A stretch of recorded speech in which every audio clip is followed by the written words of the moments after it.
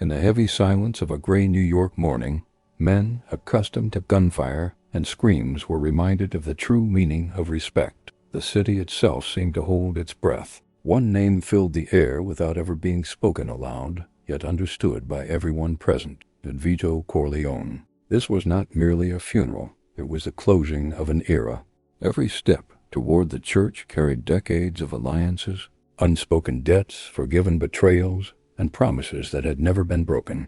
If you believe power is measured by violence, leave a comment now explaining what you think truly defines a powerful man. Before we continue, subscribe to the channel, leave a like, and share your thoughts in the comments. This story is not about weapons, it is about decisions, not about fear, but about honor. Black cars lined the street like silent sentinels. Capos, consiglieri, soldiers, and foreign allies took their places with rigid posture, aware that even in stillness eyes were everywhere.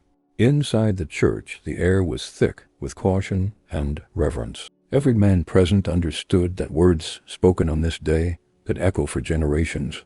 Then the doors opened again. No announcement, no urgency, just steady, deliberate footsteps impossible to ignore.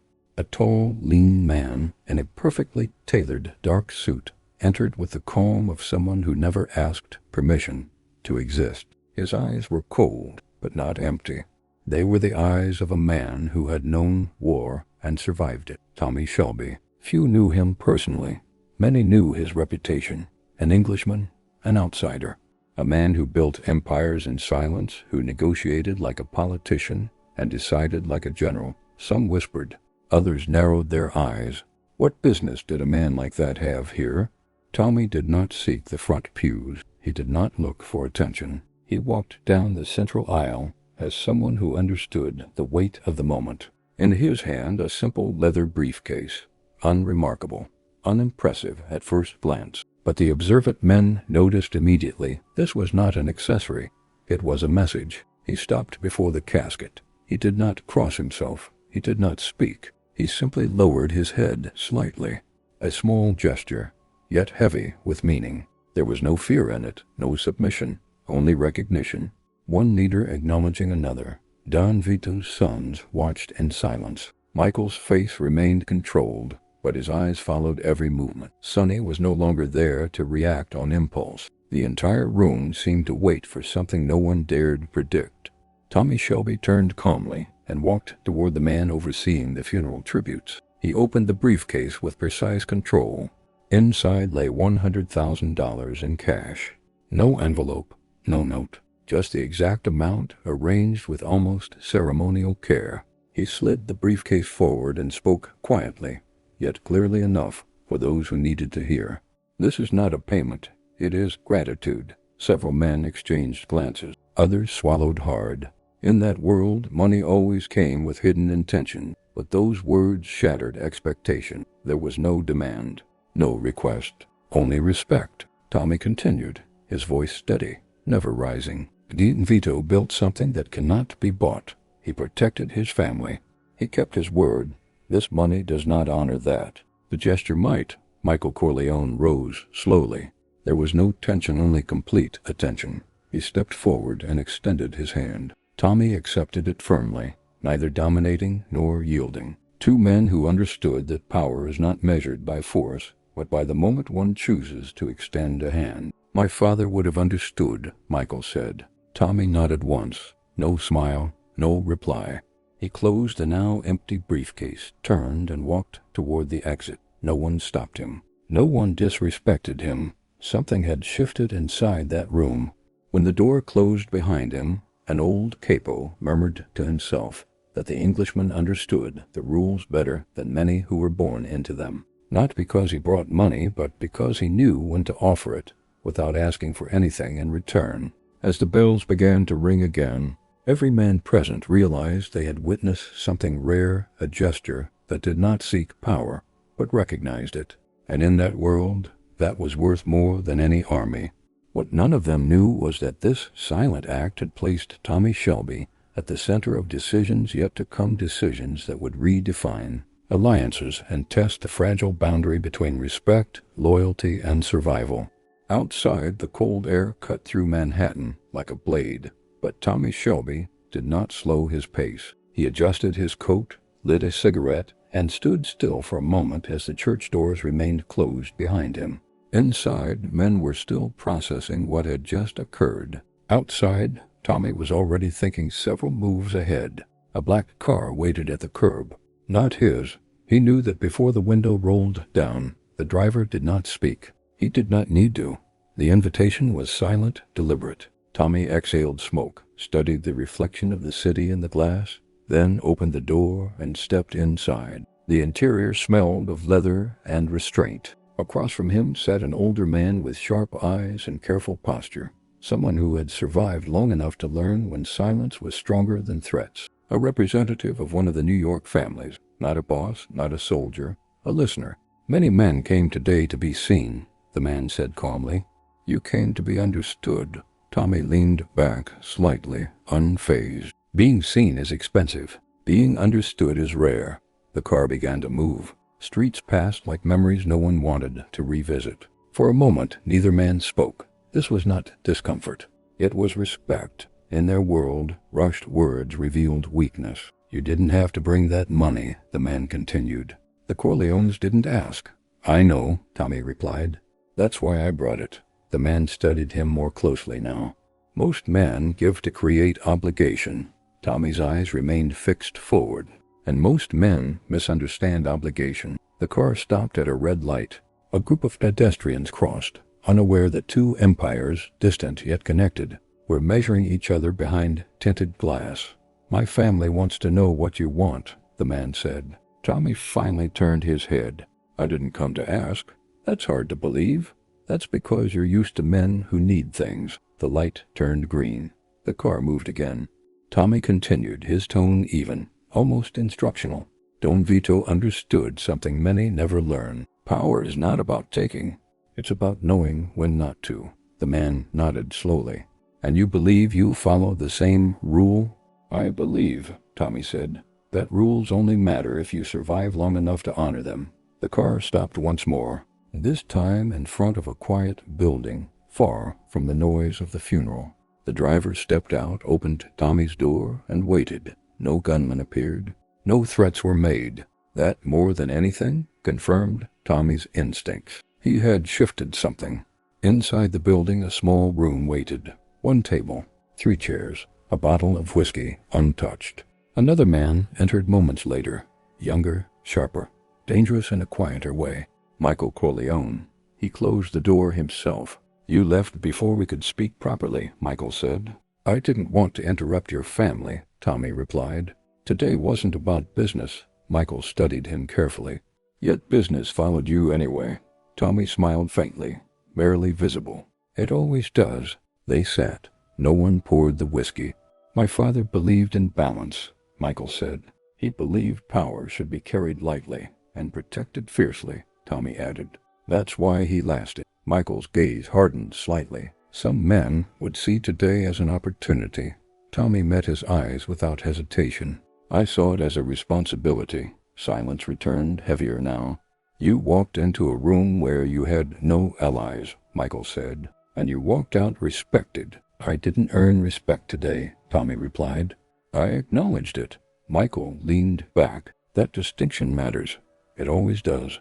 Michael stood and walked toward the window. "There will be changes, new balances, new tests." Tommy rose as well. "There always are. And when those tests come," Michael said without turning around, "where will you stand?" Tommy adjusted his coat, already preparing to leave. "Where I always stand. Where my word puts me." Michael finally turned, offering a nod not friendly, not hostile. Something else. Recognition. As Tommy stepped back into the New York night, he knew the funeral was only the beginning. Respect had been shown.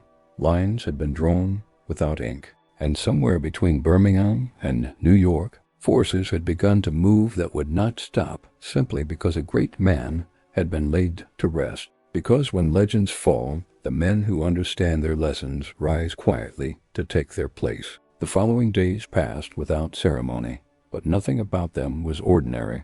Word traveled quietly through back rooms, private clubs, and offices where the curtains never fully opened. Tommy Shelby's name began to surface, not as a rumor, but as a reference point, not spoken with excitement, spoken with caution. In New York, caution was respect's closest cousin. Tommy remained where he always preferred to operate, just outside the center, close enough to observe, distant enough to remain untouched. Meetings occurred without his presence, yet his gesture at the funeral lingered like a reminder that certain lines, once crossed properly, could not be erased. Late one evening, he stood alone on a balcony overlooking the river.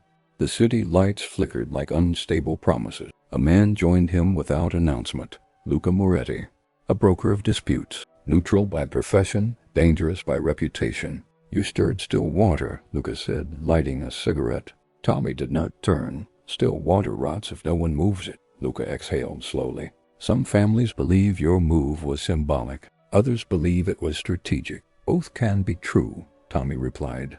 "They want to know if you're expanding." Tommy's eyes narrowed slightly. "Expansion implies hunger. I'm not hungry." "Then why come at all?" Tommy finally turned to face him. "Because transitions invite mistakes. I don't profit from chaos. I profit from order." Luca studied him. "Order controlled by whom?" "By whoever understands it," Tommy said. "Not whoever shouts the loudest." Silence settled between them. Luca nodded once. "There's concern that the balanced own veto maintained will fracture." Tommy flicked ash over the railing. "Balance doesn't vanish when a man dies. It vanishes when others forget why it existed." Luca smiled thinly. "You sound like a man who plans to remind them." Tommy said nothing. He didn't need to. The next meeting took place in a private dining room beneath a restaurant that served the same menu it had for 40 years. 3 men waited. None outranked the others. That was intentional. They spoke in careful phrases: markets, routes, protection, influence, every word chosen to test rather than reveal. Tommy listened more than he spoke. When he did speak, it was never to interrupt, only to close doors they hadn't realized were open. "You're not claiming territory," one of them said cautiously. "I don't claim," Tommy replied. "I align." "And what does alignment cost?" "Less than war," Tommy said. "More than pride." One man leaned forward. "Some will challenge you simply because you're not from here." Tommy met his gaze. "Then they misunderstand what threatens them." The conversation shifted, not because Tommy forced it, but because resistance found no purchase. By the end, no agreement was signed, no promises exchanged. Yet each man left knowing something fundamental had changed. That night, Michael Corleone received reports. No alarms. No emergencies. Just patterns adjusting. Men choosing restraint where confrontation once tempted them. Michael sat alone, considering the shape of power. His father had believed in patience, and allowing others to reveal themselves fully before deciding how to respond. Tommy Shelby, he realized, operated by the same principle, but with a different rhythm, quieter, sharper. A message arrived. No signature, no request, only a location and a time. Michael understood. The meeting occurred in an unassuming house, far from the city's pulse. No guards at the door, no spectacle inside. Just 2 men seated across from one another, a chessboard untouched between them. "You don't play?" Michael asked. "I do," Tommy replied. "I just don't rush the opening." Michael nodded. "Some believe you're positioning yourself as a bridge. A bridge gets crossed," Tommy said.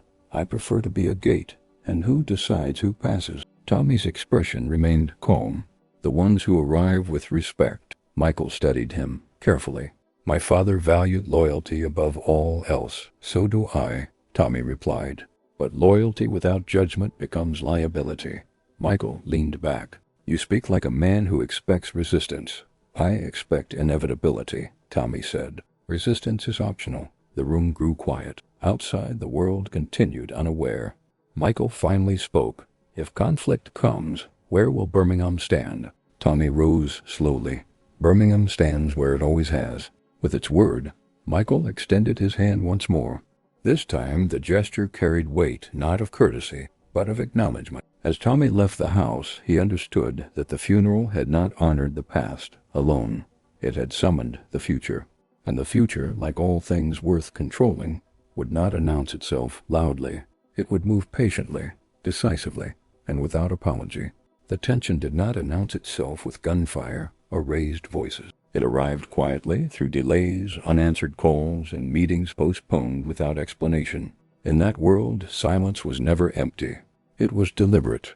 Tommy Shelby sensed it before anyone confirmed it. Resistance was forming, not from the families that understood balance, but from men who mistook restraint for weakness. Ambition, when left unchecked, always sought noise. One name surfaced repeatedly: Vincent Romano.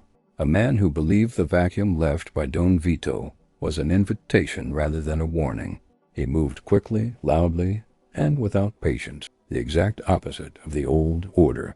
Romano's first move was subtle only in his own mind. Routes were interrupted, agreements tested, messengers delayed, each act small enough to deny, but together unmistakable. Tommy addressed none of it directly. Instead, he arranged a dinner, not in New York, not in Birmingham, neutral ground. A long table, simple food, no decorations, 5 seats occupied by men who understood consequences, one left intentionally empty. Romano arrived late. "You didn't send a car," Romano said, scanning the room. "I didn't need to," Tommy replied calmly. Romano smirked and took the empty seat. "You've been busy for someone with no territory." Tommy folded his hands. "Territory is loud. Influence is quiet." Romano laughed softly. "Don Vito is gone. The old rules died with him." Tommy's gaze hardened slightly. "That's where men like you make mistakes." The others remained silent. They were not spectators. They were witnesses. "You think respect protects you," Romano continued. "Respect fades." Tommy leaned forward just enough to change the air in the room. "Respect compounds. Fear depreciates." Romano's smile thinned. "You're far from home, Englishman." "So are you," Tommy replied. "You just don't realize it yet." No threats were spoken. None were needed. After dinner, the men departed separately. No agreements announced. Yet within 48 hours, Romano's momentum slowed. Not violently, methodically. Partners hesitated. Routes closed. Information dried up. He lashed out, publicly this time. That was his final error. The response came not from Tommy directly, but from the system Don Vito had built and Tommy now understood. Allies enforced restraint. Neutral parties withdrew protection. Even men who disliked Tommy preferred order over chaos. Michael Corleone watched it unfold with careful distance. He did not intervene. He didn't need to. The outcome revealed itself naturally. Romano requested a meeting. The location was chosen by Michael, the timing by Tommy. Romano arrived early this time. "You orchestrated this," Romano said, his confidence fractured. "I allowed it," Tommy replied. "There's a difference. You never threatened me." "No," Tommy said. "I listened." Romano clenched his jaw. "What do you want?" Tommy stood. "Nothing you haven't already lost." Michael entered then, presence measured, eyes assessing. Romano understood immediately. The room was no longer his. "This ends now," Michael said. Romano nodded. Survival had narrowed his options. When it was over, no blood stained the floor. No headlines followed. Yet the message traveled faster than violence ever could. The balance held. Later that night, Tommy stood alone once more, watching the city breathe. He thought of Birmingham, of war, of men who believed strength required spectacle. Don Vito had known better. So did Michael. And now, so did those who remained. Power did not demand noise. It demanded discipline. Tommy lit a cigarette, the flame brief against the dark. The future had settled for now. But he understood one truth clearly. Legacies were not inherited. They were upheld. And the final test of that understanding was still ahead. The city returned to its rhythm, as it always did after a moment of quiet reckoning. Traffic flowed. Deals resumed. Men spoke again with the confidence of those who believed stability was permanent. But true stability, Tommy Shelby knew, was never permanent. It was maintained daily, deliberately, and often invisibly. On his final morning in New York, Tommy walked alone through a small neighborhood market just after dawn. No entourage, no guards, only habit and awareness. An old man selling fruit recognized him, not by name, but by posture. He nodded. Tommy returned the gesture. No words were needed. Respect did not require conversation. Later, in a private office overlooking the river, Michael Corleone stood with his back to the window as Tommy entered. The room was spare, intentional, a place where decisions were not debated loudly, only confirmed. "You're leaving?" Michael said. "For now," Tommy replied. "Cities have memories. It's wise not to overstay." Michael nodded. "My father believed that a man's presence should be felt longer than his absence." Tommy allowed a faint smile. Then he understood legacy. They sat. No whiskey, no ceremony. "There are men who think you came here to take something," Michael said. "I came to prevent that," Tommy replied. "Chaos invites men who mistake ambition for destiny. And if chaos returns," Tommy's eyes met his, "then the men who understand order will find each other again." Michael considered this carefully. "You honored my father without asking anything in return." "I honored what he represented," Tommy said. "That matters more." Michael stood and extended his hand one final time. This time it was not acknowledgement, it was alignment. As Tommy left the building, the weight of the city seemed lighter, not because it trusted him, but because it understood him. That understanding would travel, quietly, reliably. At the airport, no one followed. No one needed to.